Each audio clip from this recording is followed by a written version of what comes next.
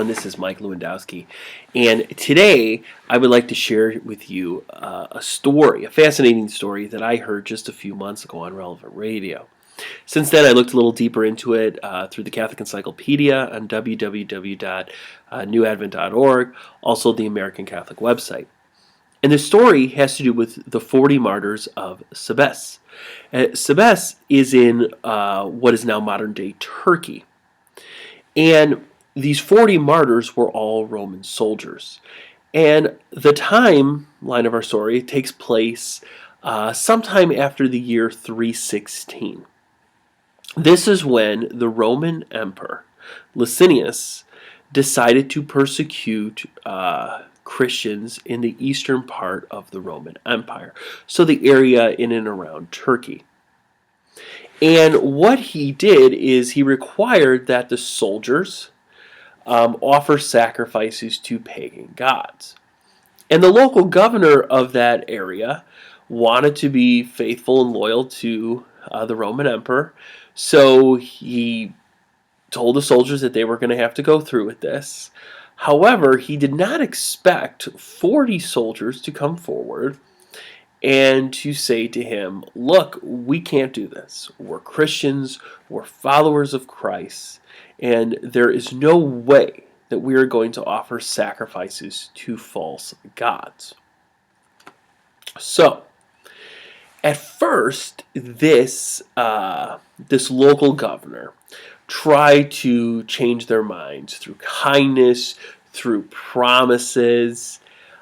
He felt that he could woo them, so to speak, get them to deny Christ, deny their faith, in order to gain earthly privileges. However, they were resolute. They said, no, we're not going to do it. Well, that's when he changed his tone, and he had them whipped. He also had their sides ripped open with iron hooks, and he had them thrown into jail. After a few days, he brought them out again, and he said, now have you changed your mind? Will you listen to my decree?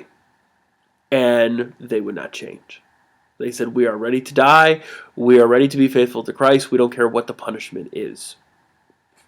And so the local governor condemned them to death. Now, this particular night was bitterly cold. So he was going to have them executed by freezing them to death. So there was a frozen pond outside the city. He had them stripped naked and placed in the middle of the pond, as other Roman soldiers sat around with fires going and also with hot baths ready for them.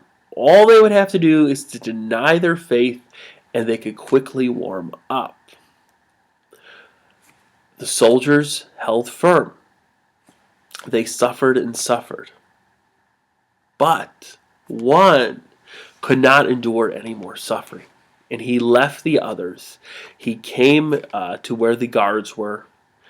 He was willing to go along with whatever they wanted him to do, and then he jumped into one of the hot baths. However, it was such a shock to his body that it killed him. One of the guards who was witnessing this whole scene described a supernatural light that he saw around the other men. And he was so moved by their witness, and he had such a stirring deep in his soul, that he stood up, and in front of the other guards, he professed his faith in Jesus Christ. He stripped off his clothes, and he went out into that frozen pond and joined them. As the men froze through the night, most of them were dead by the morning. Some of them were still clinging to life.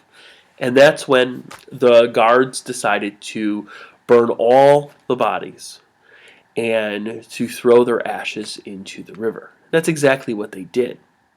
However, unbeknownst to them, there were some Christians who were hiding in the area that did collect some of the relics from these soldiers and had them distributed to the cities. Of course, where great veneration was given to them, and soon after, churches were even dedicated in their honor.